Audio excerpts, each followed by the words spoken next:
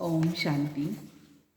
Good morning प्यारे मीठे बाबा के 10 नवंबर 2022 के अनमोल महावाक्य सुनते हैं।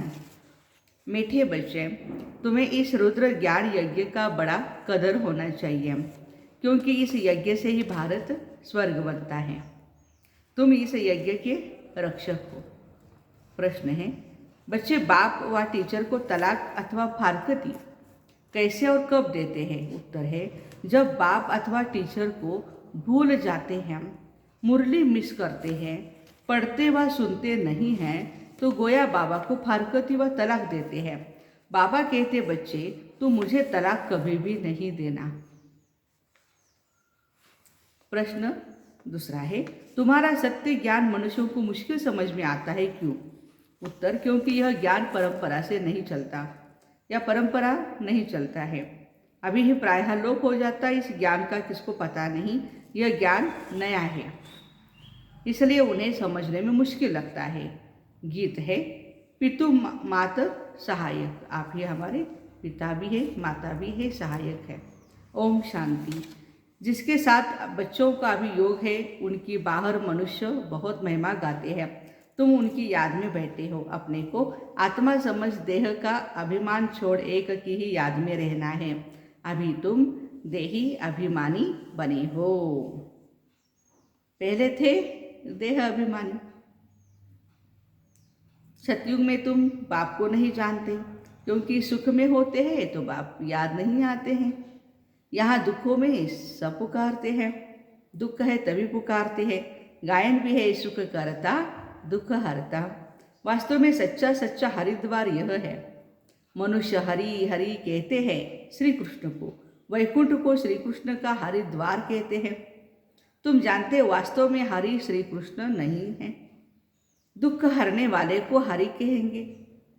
तुम जानते हो शिव बाबा श्री कृष्ण का द्वार अथवा वैकुंठ सतयुग का द्वार खोलने आए हैं। कोई मकान बनाते हैं तो कोई ओपनिंग सेरेमनी करते हैं, तो बाबा आए हैं हरि द्वार की सेरेमनी करने। कृष्ण की राजधानी में कंस होता नहीं। बाप द्वारा हम स्वर्ग का वर्षा ले रहे हैं। बाबा ही आकर स्वर्ग की स्थापना की सेरेमनी कर रहे हैं। स्थापना को सेरेमनी कहा जाता है। मकान का पहला फाउंडेशन लगाया जाता है, फिर मकान बनकर पूरा होता है, फिर सेरेमनी की जाती है। तो बाप फाउंडेशन लगाने आए हैं। 1937 में फाउंडेशन लगाया और फिर तुम स्थापना कर रहे हो, तुमको खुशी है। बाबा आए हैं नई दुनिया स्थापन करने के लिए, और हम नई दुनिया में जा रहे हैं। इस पृथ्वी पर स्वर्ग था, हम स्थापन कर रहे हैं। हर एक को पैगाम दे रहे हैं। धर्म स्थापक को पैगंबर कहा जाता। सच्चा सच्चा पैगाम मैं ही देता हूँ।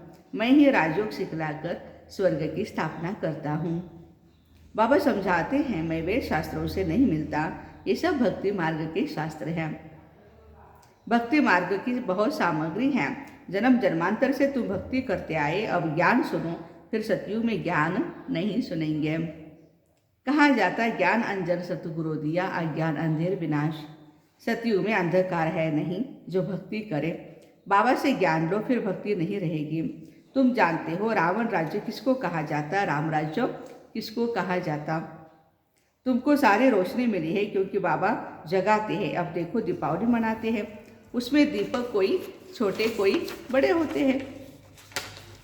अब यह छोटे बड़े दीपक जग रहे हैं। ज्ञान का घृत मिल रहा है। मनुष्य मरते हैं तो दीपक में घृत डालते हैं कि प्राणी अंधियारे में ठोकरे न खाएं। वो है हद की बातें, तुम्हारी हैं बेहद की बातें। जब रावण राज्य शुरू होता है तो ठोकरे खाना शुरू होती है। अभी दिन प्रतिदिन अधिक ही ठोकरे खाते रहते हैं। पहले एक की भक्ति करते, अब तो मनुष्यों की करते, फिर टिवाटे की भक्ति करते हैं। भक्ति की सामग्री बहुत है, जितनी वृक्ष की सामग्री है। बीज से कितना बड़ा वृक्ष निकलता है, भक्ति भी इतनी है। ज्ञान है बीज, यह सृष्टि तो अनादि अविनाशी है। इनका कब विनाश नहीं होता, यह सृष्टि चक्र लगाती रहती है। बीज भी एक है तो झाड़ भी एक है, ऐसे नहीं आकाश में या पाताल में या चांद में या मंगल में, किसी ग्रह में दुनिया है। दुनिया तो बस यहाँ ही है पृथ्वी पर। ये तो साइंस वाले चंद्रमा में जाकर रहने की कोशिश करते हैं, परंतु ये नहीं जानते कि साइंस से सारी दुनिया का विनाश होना है। और राज्य तुम ले लेंगे, तुम कहेंगे यह भी ड्रामा में नूंद है। दूसरे इन बातों को समझेंगे नहीं। राजा ही तुमको मिलनी है, क्योंकि कनेक्शन है कृष्णपुरी और क्रिश्चियनपुरी का। इन्होंने भारतवासियों को आपस में लड़ाकर कृष्णपुरी को क्रिश्चियनपुरी बनाया। देखो, अब बाबा कहते हिसाब लेना है। इनको आपस में लड़ाकर माखन तुमको देते हैं। हमको लड़ाया, हमारे भारत देश के टुकड़े किए उन्होंने, अंग्रेजों ने। अभी बाबा कहते वो लड़ेंगे आपस में, और माखन हमें मिलेगा। अथवा तुमको विश्व का मालिक बनाते, यह आपस में लड़ेंगे जरूर। वो समझते हम पहलवान, वो कहते हम पहलवान, ये रशिया है, अमेरिका है, हम जीतेंगे। लेकिन सबसे पहलवान तो तुम निकल पड़े, भारत वाले। जीत तुम्हारी होनी है। महावीर महावीर नहीं कहा जाता है। बाबा कहते हैं माया के तूफान तो आएंगे, परंतु कर्म में नहीं लाना है। योग बल से स्थापना हो रही है और बाहुबल से विनाश हो रहा है। उठते बैठते चलते फिरते बाबा को याद करना है। इसको कहा जाता है योग बल। फिर ज्ञान बल कहा जाता है। ज्ञान बल क्यों कहते?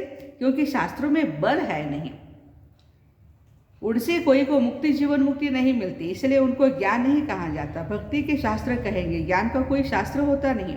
अब जो राम के पुस्तक बने हैं वह जो भी शास्त्र आदि बने सब लड़ाई में खत्म हो जाएंगे। झूठी गीता, सच्ची गीता सब खत्म हो जाएगी, क्योंकि सदगति मिल जाती है, सब कामनाएं पूरी हो जाती है, कोई कामना रहेगी नहीं। अब तुम 84 के चक्र को जानते हो, तुम अभी बेअंत नहीं कहेंगे परमात्मा बेअंत है। बेअंत कहते हैं नास्तिक, कहते हैं गॉड फादर, परंतु नाम रूप देश काल करते हुए को नहीं जानते। तुम उनके नई दुनिया की स्थापना पतितों को पावन करने के करते हुए को जान गए हो। मनुष्य तो रावण को जलाते हैं, तुमको अब हंसी आती है, पुतला बना करके जलाते हैं। रावण थोड़े जलता है, रावण को जलाने की टेक्निक जो है तो बाबा ने हम बच्चों को दी हुई है।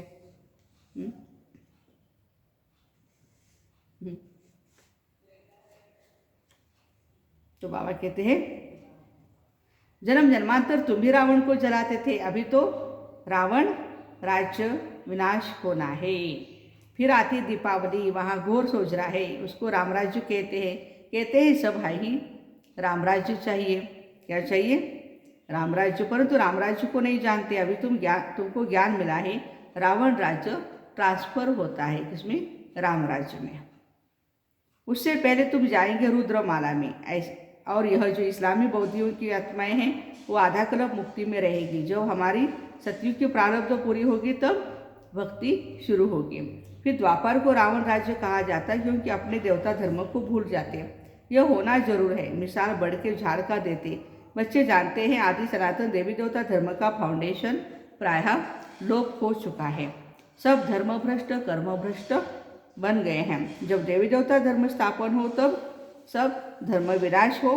कहते हैं अनेक अधर्म का विनाश और एक सत धर्म की स्थापना करता हूँ। यहाँ वर्षा पानी का तुम पुरुषार्थ कर रहे हो। जो धारणा करेंगे वह उच्च पद पाएंगे। बाबा कहते हैं मुख्य बात जरूर धारण करो। हमको निराकार बाप पढ़ाते हैं, श्री कृष्ण नहीं पढ़ाते हैं। चित्र भी बनाया है, एक तरफ श्री कृष्ण का चित्र है, दूसरे तरफ शिव का है। पूछना है अब बताओ गीता का भगवान कौन? जज करो, तुमको समझाने में बहुत सहज होगा कि गीता का भगवान श्री कृष्ण नहीं शिव है। तुमको मालूम है गीता का ज्ञान फिर से बाप दे रहे हैं। गीत में भी गीता का ज्ञान फिर से सुनाना पड़े। गीत तो तुमने नहीं बनाए हैं, बनाने वाले तो मनुष्य ही हैं, परंतु अर्थ को नहीं जानते। कहते हैं गीता के भगवान ने ज्ञान घोड़े गाड़ी में बैठ करके दिया। श्री कृष्ण के लिए कोई घोड़े गाड़ी थोड़ी आएगी, वो तो विमान में बैठते हैं। अगर श्री कृष्ण होता तो उनके लिए अच्छे से अच्छी गाड़ी ले आए, बड़े बड़े धनवान आ जाए।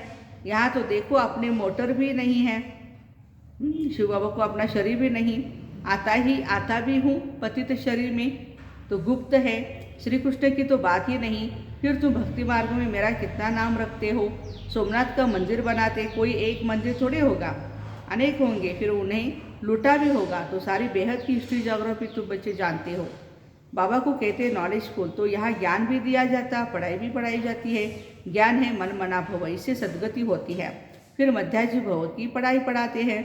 टीचर और गुरु का पाठ इकट्ठा चलता है। सारे वर्ल्ड की हिस्ट्री ज्योग्राफी तुमको पढ़ाते हैं।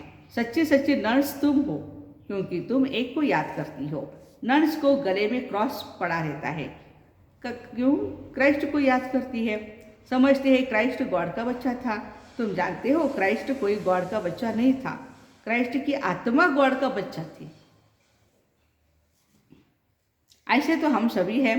बाबा आकर 3 धर्म स्थापन करते हैं। तुम ऊंचे ते ऊंची चोटी ब्राह्मण हो, क्योंकि ऊंच ते ऊंच तुम हो जो विश्व की सेवा करते, मनुष्य को आत्मा का ज्ञान देते। तुम आत्मा को बाप से वर्षा मिलता है। बरोबर बाबा कल्प कल्प के संगम युगे वर्षा देने आए हैं, आते हैं। शास्त्रों में तो युगे युगे लिख दिया, कल्प अक्षर बीच से निकाल दिया। उनका नाम पतित पावन है, तो युगे युगे कैसे आएंगे? आकर क्या करेंगे? कल्प में एक ही बार आकर पावन बनाकर चले जाते हैं। बाकी के युगों में तो आने की दरकार ही नहीं है ना। ज़्यादा पति तो कलयुग में बनते हैं, इसलिए परमात्मा को बच्चों को पावन बनाने के लिए आना है। तो युगे युगे आकर क्या करेंगे? बाबा कहते मुझे तलाक मत देना। आजकल स्त्रियां पति को तलाक दे देती है। वैसे हिंदू नारी पति को कभी तलाक नहीं देती थी। पहले के ज़माने की बात बाबा बोल रहे हैं। तुमको मुरली सुननी है जरूर। मुरली नहीं सुनते तो गोया बाप टीचर को भूल जाते। यह भी जैसे तलाक हो गया। तुमको भी कितना अटेंशन देना है। अब नापास होंगे तो कल्पांतर नापास होंगे। अंत में सबको मालूम पड़ जाएगा किसने कितनी पढ़ाई पढ़ी। सब कहते हैं शांति चाहिए, गोया मुक्ति चाहते हैं। कहते हैं दुख में सिमरन सब करे, सुख में करे न कोई। तो आधा कल्प सुख आधा कल्प दुख। सुख दुख का खेल भारत पर ही है। तुम तो कहेंगे हम ही देवता, हम ही क्षत्रिय, हम सो का अर्थ भी नहीं जानते। तो बाप कहते मन मना भव, मध्याजी भव। खुद धारण कर औरों को धारण कराए तो हो सौभाग्य। याद से ही विकर्म विनाश होंगे। गंगा कहाँ गंगा में स्नान करना और कहाँ योग में रहे पावन बनना। बच्चों को यज्ञ के पैसे की बहुत कदर होनी चाहिए, क्योंकि इससे ही भारत स्वर्ग बनता है। बाप है गरीब निवाज। गरीबों की पाई पाई पड़ेगी तब वह साहूकार बनेंगे। स्वर्ग में हेल्थ वेल्थ हैप्पीनेस है। अगर हेल्थ वेल्थ है तो हैप्पीनेस भी है। अगर हेल्थ वेल्थ न हो तो हैप्पीनेस भी नहीं है। सतयुग में हेल्थ वेल्थ है तो सदैव हैप्पी है। वहाँ कभी कोई रोते नहीं है। तो तुमको भी यहाँ रोना नहीं है, परंतु माया के तूफान मुरझा देते हैं। हेल्थ मिलती है हॉस्पिटल से और वेल्थ मिलती है पढ़ाई से।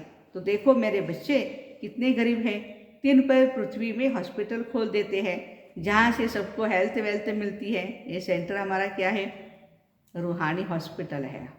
आत्माओं को, मन को, बुद्धि को शक्तिशाली बनाया जाता है यहाँ। अच्छा, मीठे मीठे सिखल दे बच्चों प्रति माता पिता बाप दादा का याद प्यार और गुड मॉर्निंग। रूहानी बाप की रूहानी बच्चों को नमस्ते।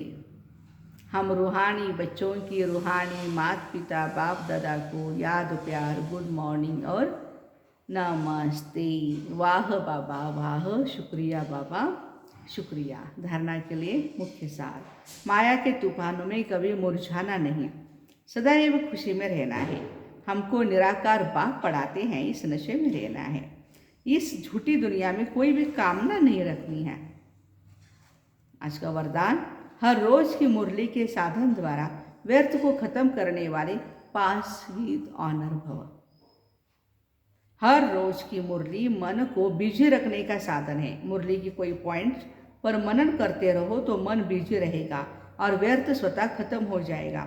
मन को मनसा वाचा कर्मणा सेवा में इतना बिजी कर दो जो व्यर्थ संकल्प आवे ही नहीं, तभी फाइनल पेपर में पास विद ऑनर हो सकेंगे। अगर व्यर्थ संकल्प चलने का अभ्यास होगा तो समय पर धोखा खा लेंगे। आज का स्लोगन है, प्लान को प्रैक्टिकल में लाने के लिए जो भी हम प्लानिंग करते हैं प्रोग्राम्स या कुछ भी, तो प्लान को प्रैक्टिकल में लाने के लिए बालक और मालिकपन का बैलेंस रखो। तो ऐसे हर रोज की मुरली के साधन द्वारा व्यर्थ को खत्म करने वाले पास विद ऑनर भाई बहनों को ओम शांति। Have a nice day.